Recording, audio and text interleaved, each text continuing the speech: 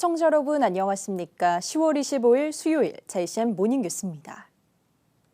정부의 세수 감소로 울산시 교육청이 올해 받기로 한 교부금이 2,600억 원이나 줄면서 당초 계획한 교육 사업에 차질이 불가피해졌는데요.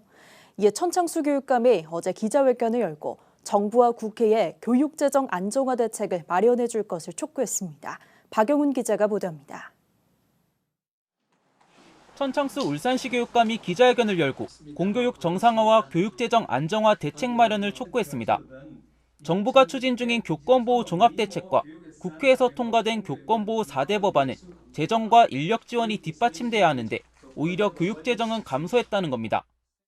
대규모 교육 예산 감액으로 공교육은 정상화의 길이 아니라 안정적인 교육활동마저 위협받는 퇴행의 길로 접어들 갈림길에 있습니다. 울산시 교육청이 올해 교육부로부터 받는 보통교부금은 당초 계획된 1조 8천여억 원보다 2,600여억 원이 줄었습니다. 이에 따라 계획한 예산을 줄이는 감액 추경도 불가피할 것으로 예상되고 있습니다. 교육청은 올해 주요 사업 추진을 위해 기금 전출금 1,200여억 원과 급하지 않은 사업비 1,000억 원을 감액하는 등 재원을 절약하겠다는 방침입니다. 하지만 문제는 내년도 사업입니다. 당장 내년에 초등학교 3학년부터 도입될 예정이었던 스마트 키보드 예산 편성이 한 해 미뤄지는 등 디지털 수업 인프라 구축 사업이 일부 차질을 빚게 됐습니다. 학내 무선망 구축 예산 51억 원과 울산 학생안전체험교육원 설립 등도 조정이 불가피하게 됐습니다. 2025년 시행되는 이보통합과 디지털 교육 대전환 등 국정과제를 차질 없이 준비하고 성공적으로 안착시키기 위해서는 안정적인 교육재정 확보가 필수적입니다. 내년엔 울산시로부터 받는 법정 전입금도 180억 원이 줄어 3,200억 원의 교육재정이 감소할 것으로 예상되고 있습니다. 교육청은 운영비와 여비 등 고정비용을 감액해 대응하겠다는 방침이지만 늘어나는 교육재정 수요를 모두 충족할 수 있을지는 미지수입니다. 내년도 세입 감소 대응이 불가능할 경우 재정 안정화 기금과 교육시설 환경 개선 기금 등 4,500여억 원 규모의 기금 사용이 불가피합니다. 교육청은 이번 교육재정 감소가 울산만의 문제가 아닌 만큼 전국 시도교육감과 공동으로 지방 교육재정 감소에 대응할 계획입니다. JCN 뉴스 박영훈입니다. 울산시가 국가 예산에 대한 국회 심사를 앞두고 어제도 국비 증액을 위한 행보를 이어갔습니다.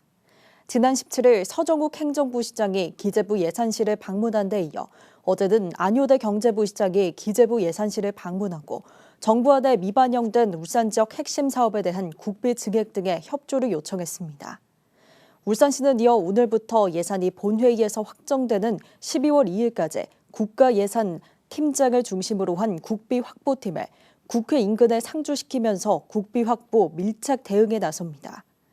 또 오는 30일에는 지역 국회의원 6명 전원이 참석한 가운데 예산정책 협의회를 갖고 국비 확보를 위해 적극 협조해 줄 것을 당부할 예정입니다. 정부의 의대 정원 확대 방침에 따라 유니스트도 과학기술의학전문대학원 설립을 본격 추진합니다. 유니스트에 따르면 전국의 의과대학과는 별개로 과학기술원의 의학 분야 과학자를 양성하는 의학전문대학원을 설립하기로 하고 울산시와 구체적인 논의를 시작했습니다. 유니스트가 구상하는 의학전문대학원의 모집 정원은 40명 정도로 인공지능과 빅데이터를 활용해 진단기술과 치료제를 개발하는 의사공학자 양성에 주력한다는 방침입니다. 현재 의학전문대학원 설립에는 울산과학기술원에 앞서 한국과학기술원과 광주과학기술원 등이 적극적으로 추진 의지를 밝힌 적이 있습니다. 2023 동북아 자치단체 연합 총회 참가를 위해 울산에 온 각국 대표 일행이 어제 울산시를 잇따라 방문해 김두겸 시장과 환담을 나눴습니다. 울산과 자매결연 도시인 러시아 톰스크주 대표단 바실리 부지사 일행은 지난 2014년 울산 방문 이후 10년 만에 울산을 찾아 김 시장과 도시 간 교류 협력에 대해 의견을 교환했습니다. 또 중국 허난성 장민 부성장 일행도 김 시장을 예방한 데 이어 오늘은 울산 전시컨벤션센터에서 교류협력 의향서를 체결할 예정입니다. 한편 울산 전시컨벤션센터에서는 어제부터 26일까지 동북아 5개국 52개 지자체가 함께한 가운데 동북아시아 지역 자치단체 연합 총회가 열립니다. 울산시와 5개 구군이 공동주택 건립공사의 지역업체 참여율을 높이기 위해 공사에 지역업체를 참여시킬 경우 용적률을 완화해주는 제도를 도입합니다. 울산시는 어제 대회의실에서 김두겸 울산시장과 5개 구군 단체장 등이 참석한 가운데 공동주택 인센티브 제도 도입 업무 협약식을 개최했습니다. 공동주택 인센티브 제도는 200세대 이상의 공동주택 건립공사에 울산 지역 업체의 참여율에 따라 용적률을 최대 20% 완화해주는 것을 주요 내용으로 하고 있습니다. 울산으로 이전한 공공기관 구내 식당들의 지역 농산물 구매 실적이 저조한 것으로 나타났습니다. 더불어민주당 안호영 의원이 농림축산식품부로부터 받은 자료에 따르면 지난 2014년 울산으로 이전한 한국석유공사는 연평균 3억 2천여만 원에 달하는 농산물 구입 비중, 지역 농산물 비중이 15%에 불과했습니다. 울산에 본사를 둔 한국동서발전도 지역 농산물 구매 실적이 13%로 저조했으며 국립재난안전연구원과 고용노동부 고객상담센터는 지역 농산물 구매 실적이 단 한 건도 없었습니다. 사기를 당한 피해자들에게 접근해 돈을 되찾아주겠다고 속여 다시 돈을 가로채는 2차 사기가 울산에서 발생했습니다. 피해자들의 절박한 심리를 악용한 2차 사기 사건인데 전국에서 피해자들이 잇따라 발생하고 있어 각별한 주의가 요구됩니다. 전동은 기자의 단독 보도입니다. 창원에 사는 A씨는 2019년 온라인 재테크 사기로 6,400만 원을 날렸습니다. 지푸라기라도 잡는 심정으로 돈을 되찾을 수 있는 방법이 있는지 인터넷에 글을 올렸는데 울산에서 흥신업을 하고 있다고 소개한 B씨가 돈을 되찾아주겠다며 접근했습니다. 그렇게 4년 동안 수임비 명목으로 지불한 돈만 4천만 원에 달합니다. 피해 금액 자체를 찾을 수 있고 자기한테 투입되는 금액까지 포함해서 찾아줄 거다. 그게 이제 해결하는데 이번 주에 될 거다. 또 뭐 문제가 있어서 다음 주 무조건 된다. 이런 식으로 이제 4년 동안 계속 돈을 뜯어내게 된 거예요. 피해자들은 B씨가 사기범을 찾아내 계좌를 신고하고 신고된 계좌를 풀어주는 대가로 합의금을 요구해 빼앗긴 돈을 찾아주겠다고 설득했다고 말합니다. 그러나 수수료와 인건비 명목으로 수차례 돈을 받은 뒤 그대로 잠적한 겁니다. 돈을 되찾아준다는 말에 B씨에게 8,800만 원을 보낸 또 다른 피해자는 B씨가 진행 상황을 공유하는 과정에서 다른 피해자들이 받은 것과 같은 문서와 사진을 받았다고 말합니다. 피해자 단톡방에 들어갔는데 다 물어보니까 1차 사기업체 사장 차량 사진이나 사무실 사진이나 다 똑같은 정보 전달이었습니다. 여기서 제가 또 사기를 당했다는 걸 직감하게 되었습니다. 경찰은 현재 3건의 고소장이 접수돼 있고 피해액은 1억 원이 넘을 걸로 보고 있다고 밝혔습니다. 현재 접수된 고소장은 3건, 고소를 준비하는 피해자들까지 고려하면 피해액은 더 많을 걸로 보입니다. 한편 경찰은 잠적한 남성의 행방을 쫓고 있습니다. JCN 뉴스 전동훈입니다. 국민의힘 서범수 의원은 어제 의원회관에서 이상주 국토부 도시정책관 등 관계자들과 범서 구영들공원 조성 사업의 조속한 시행을 위해 그린벨트 관리계획 변경 절차를 빨리 마무리해 줄 것을 요청했다고 밝혔습니다. 구영들공원은 울주군 범서읍 구영리 일대 22만 3천여 제곱미터의 수변 광장과 담수욕장 등 대규모 수변 공원을 조성하는 사업으로 지난 2012년 도시계획이 처음 결정된 이후 현재까지 사업 추진이 지지부진한 상태입니다.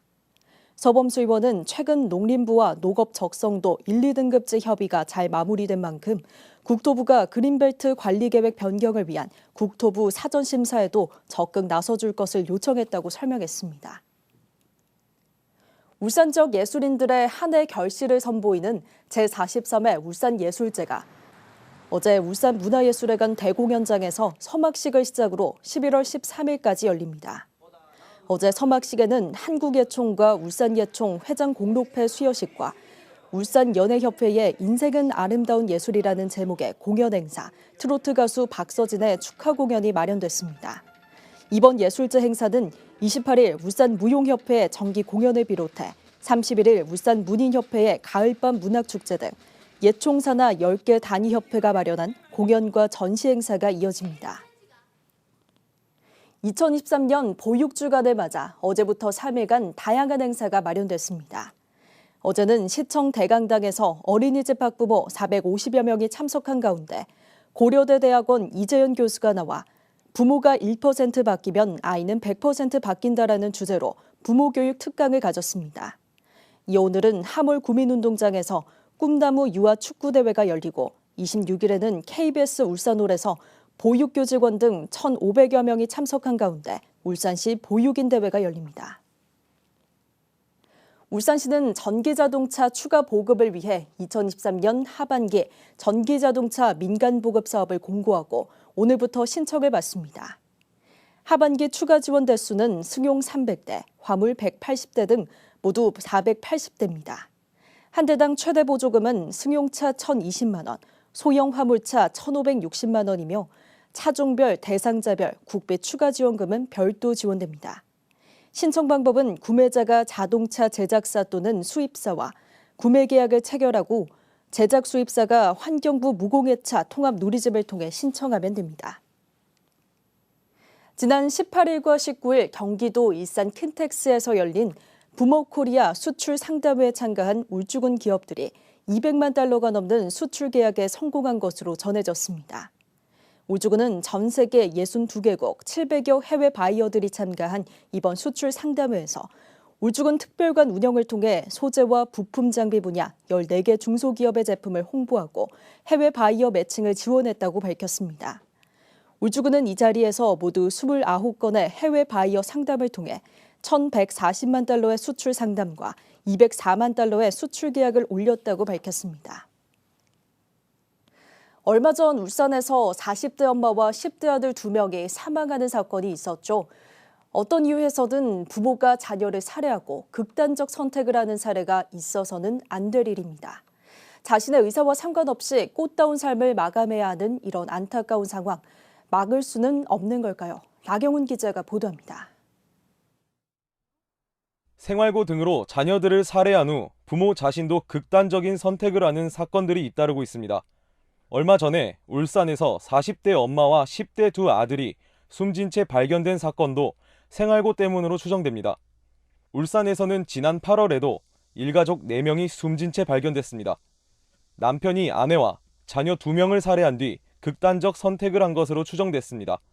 이와 같은 비극적인 사건이 3개월도 채 안 된 사이에 울산에서만 2건이나 발생한 겁니다.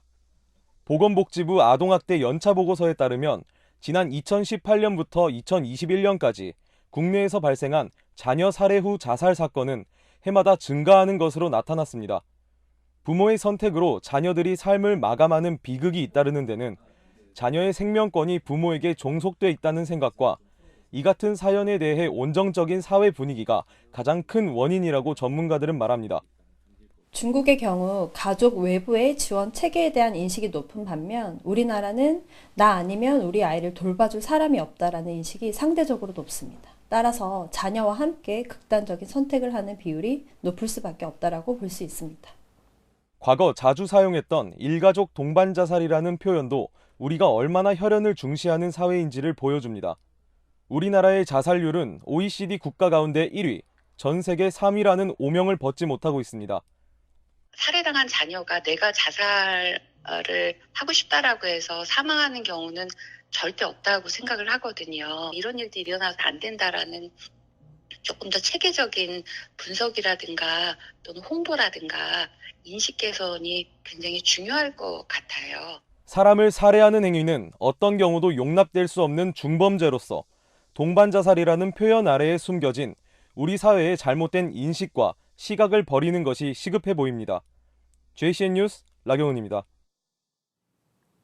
동구 지웰 시티자이 아파트 2단지 주민들이 어제 시교육청 앞에서 집회를 열고 초등학교 통합구역 배정에 대한 교육청의 해명을 요구했습니다. 주민들은 아이들이 2단지에서 가까운 서부초 대신 1km가량 떨어진 녹수초에 배치됐다면서 1단지가 녹수초, 2단지가 서부초로 조정돼야 한다고 주장했습니다. 앞서 지난해 울산시 교육청은 해당 아파트의 초등학교 통합구역을 1단지는 서부초, 2단지는 녹수초로 행정 예고한 데 대해 2단지 주민들이 결정 취소 행정심판을 청구했지만 행정 예고상에 하자가 없다는 이유로 기각됐습니다. 울산시의 제2회 환경보건 포럼이 어제 시의회 3층 회의실에서 환경보건 관계자와 전문가, 공무원 등 100여 명이 참석한 가운데 열렸습니다. 어제 포럼은 울산 지역 환경보건 현재와 미래를 주제로 열렸으며 국립환경과학원 김태규 연구관과 울산연구원 마영일 박사 등이 나와 국가산단 건강 모니터링과 울산의 대기질 변화 등에 대해 각각 주제 발표를 가졌습니다. 특히 마영일 박사는 울산 지역의 환경보건 개선을 위해 유해대기 오염물질 배출 정보의 불확실성과 규제 대상 물질 이외에 다양한 오염물질 노출 가능성에 대한 지자체의 대응을 주문했습니다. 동강의료재단 동강병원 박원희 이사장에 푸른 장학재단에 장학금 1,000만 원을 전달했습니다. 푸른 장학재단은 울산 지역에서 경제적 환경이 어려워 학업을 이어가기 힘들거나 방황하는 청소년들을 위해 지원하기 위해 지난 2007년 설립된 재단으로 전달된 장학금은 경제적 지원이 필요한 청소년들을 위해 쓰일 예정입니다. 박원희 이사장은 울산 지역 소외계층 청소년 이웃들에게 따뜻한 온기가 전달되고 좋은 교육 환경에서 성장하길 바란다고 밝혔습니다. 울산 북구 강동의 먹큐어 엠버서더 울산이 11월 특가 프로모션을 진행합니다. 호텔 측은 관광철을 맞아 11월 1일부터 30일까지 11월 한 달간 투숙할 경우 평소보다 저렴한 가격으로 이용할 수 있는 특가 프로모션을 마련했다고 밝혔습니다. 이 밖에도 재방문 고객을 대상으로 하는 주중 프로모션을 12월 말까지 진행합니다. 울산시 교육청이 2024년 교육 공무직원 233명을 공개 채용합니다. 일반 전형으로 돌봄 전담사와 조리사 등 7개 직종 223명을 선발하고 특성화고 전형으로 특수교육 실무사 등 3개 직종 10명을 선발할 예정입니다. 시행계획은 오늘 교육청 누리집에 공고되며 원서는 다음 달 6일부터 접수할 수 있습니다. JCN 모닝뉴스를 마칩니다. 함께해 주신 여러분 고맙습니다.